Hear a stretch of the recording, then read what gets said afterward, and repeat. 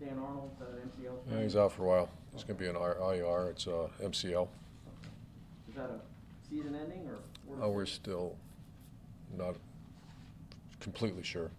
For sure IR though. Did you find out after talking with Bevel and Bernie Parmalee about whether James Robinson was being held out for discipline for the fumble, or was that? There was we tried to rotate car. I just asked that question like 5 minutes ago to get clarity if I got asked rotation, and then he's still not 100%. You can see that on perimeter runs, and we felt like Carlos had a little more juice in his legs, and so. So it wasn't necessarily the fumble that kept him Yeah, out? a little bit, I'm sure Bernie talked to him, and so did Bev and all those guys on the sideline. I did briefly, but the answer I got was rotation, and Carlos felt he should be in the game. You guys 9 of 16, I think, on third down yesterday.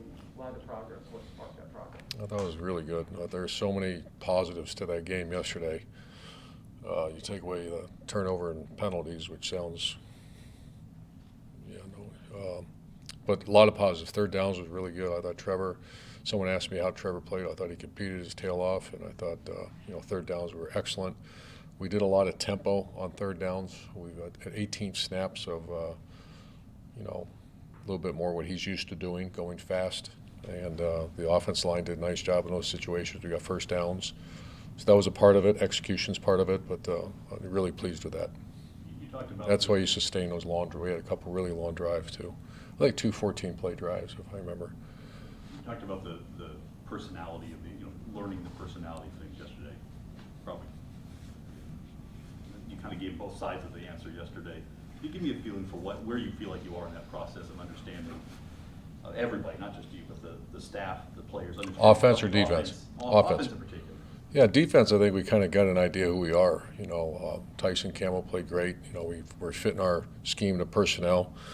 Offense, with their fluidity of receivers, we still have not identified, any downfield passing game. However, in the run game, I think, we averaged, I thought we ran the ball really well. I thought the offensive line came off the ball. I thought we mixed in under center and shotgun runs, which is what I want to be. The shotgun runs were really productive, so that's a little bit of our identity. Pass game identity, we're still not there, but it's, how can you get there when you're the rotation of receivers that we have right now? All of a sudden Treadwell and who I thought played really hard and made some really good plays. Tavon, all of a sudden became a starting receiver for us and answered the bell. Made an excellent catch in the end zone, great energy, good run after catch on that short one. And LaVisca is, really good with the ball in his hand. We got to clean up some other stuff, but really good with the ball in his hand. So you think the time that you've had with those guys has put you behind pace because you haven't had the time to practice with them and get to know them as players? In the pass game. Yeah. In the pass game, yeah. Just the fluidity. Pass game's a lot of timing and comfort, and you got a 22-year-old quarterback and you keep rotating receivers. No one's fault. It's just guys get dinged, guys get hurt. And what's your vertical stretch? Because eventually that's going to shut down, and we're seeing a lot of teams play man coverage on us right now. So we got to beat man coverage. That's a big issue, and when we do, we're really good. Marvin did and made a great catch on one, and we had some good plays. It looks like that's hurting Trevor's growth. Oh, sure. How concerned are you that that's going to be something that's going to linger throughout the rest of the year or maybe into the offseason? Oh, we got to fix it. Am I concerned? Sure. Concerned about everything. But that's the reality of the game of football, that the pass game part is about consistency and timing. And when you have, like I said, to no one's fault, when you have 2 guys go down and you're just kind of rolling through guys, it's a little more difficult on a quarterback. So, yeah, it's a problem. But I thought yesterday, though, just throw and catch, it decent. We had a couple with throw and catch was decent. Are you also having trouble with receivers running wrong routes or not to the correct depth? Is that still happening? Some stuff, yeah.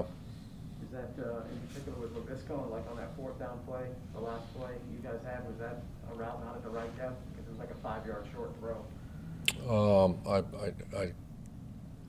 We checked the play. Well, I don't want to get too detailed, but yeah, I think that was part of. I don't want to go on that play particular, but we've had some depth issues and location issues. Did Treadwell, is he another guy, he seemed to play pretty hard yesterday, you already know he can block. Do you think he's gonna get more involved? Yeah. In the passing game based on what you saw? Yeah, yesterday? love who he is, love what he stands for.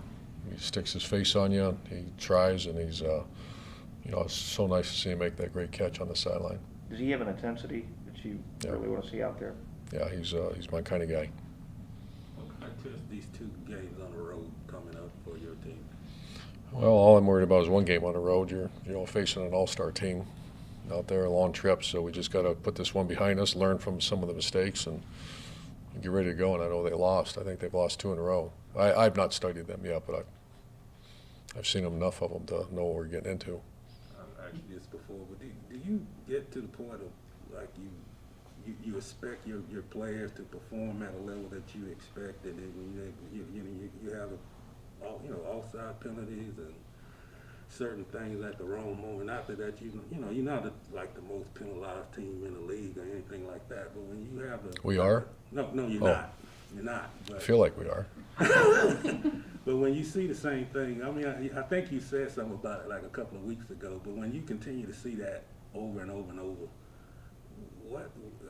you got 6 games left to go, so what do you do in these 6 games to fix things like that? Well, you get what you emphasize. That's a coaching axiom I've heard, what am I, 57, 30 years, 35, 38, 40 years ago. That's you get what you emphasize, and obviously we're not emphasizing that as enough as a staff. If there's, defiance amongst the ranks, then that's a problem. That's not it at all. How in the world could we have that penalty, you think? How in the world can you have that penalty? You have to look who commits it, why did that happen, and we put those guys in that scenario. They well coached up and identify it and try to fix it. There's no, I'm not used to it, but there's no simple solutions. If you're struggling throwing and catching, work at it. And if you can't throw and catch, you got to find guys who can. If the same people keep making penalties, then you got to really address that why. Like what he just asked me, like a receiver like LaVisca, he got to run a 10-yard route and he breaks it off at 6, and it's like week 12. I mean, you get upset that he shouldn't be making no mistakes at this point. I think you guys know me well enough. It's an us mentality. I'm not going to dive into a player because he also was 3rd down and 21 and he launched himself across for a 1st down. So it's all the above. But it's also, why? Why was that happening? Is it defiance? Absolutely not. Once again, that guy, number 10, that was one of the best plays I've seen all year on the 3rd down and 21, I think it was. So yeah, there's things that need to be cleaned up, but I don't want this to be about, well, it's him or him. I've never done that. That will never happen here. It's us. So staff and players. Staying on the subject of the penalties, defensive side of the ball, 2nd straight week where those 3rd downs, you could have gotten off the field, penalty flag gets thrown, whatever it may be. After that standout performance against the Bills, and then the Colts defensively obviously was sound as well, how has this defense regressed? What have the conversations been? Well, we got knocked off the ball early in the game, 84. We knew he was a hell of a player, and he was. We held him to 2.6 yards per carry in the second half. Was really toughened up against the run. Our pass defense was pretty solid. Tyson had 1, should have had 2, almost a pick 6. He's getting so close to becoming that player that we thought.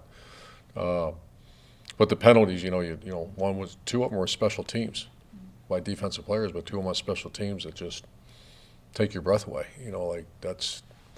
Those can't happen the extent. We all consider those turnovers. One was a holding penalty on the side again, so that was 3 turnovers on defense. That you get what you emphasize. You got to emphasize you can't do that, and or make changes, or you just got to keep working at it.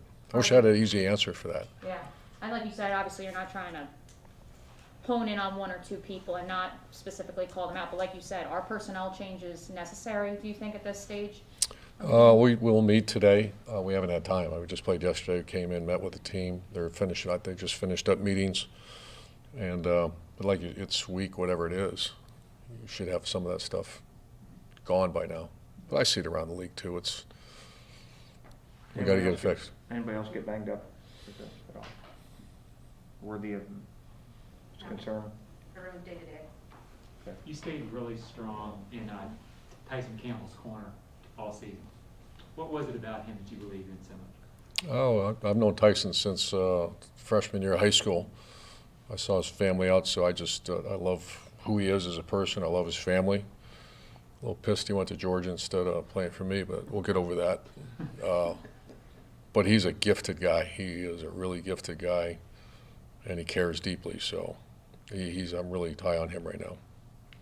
Urban, this is a little off of NFL, but with all the college coaching changes right now, when you see guys going from major programs with heritage to other major programs with heritage, what does that strike you in terms of how those decisions are made at this point? Yeah, I have no idea. I'm just got home, still wearing my game attire, and watched the videotape, got up in the morning and came back. So I heard something about Oklahoma to USC, but we got other issues here. Are you glad you don't have to deal with that during the season? What's that? Other job offers coming from No. other schools and things like that? Really glad. Bob Stoops is gonna be the interim coach for the bowl game. Is he? Yeah, did you talk to him about it? Are you talking about that or anything? No. No? I haven't checked my phone. I don't know. Talked to Denard on Sunday? Denard? Yeah. I lost a hundy, so yeah. And what's the name? Rusnick, he wouldn't bet me, but I paid him $100 anyway, so. All right, good. Have a good day, guys. Thanks, Urban. Appreciate it.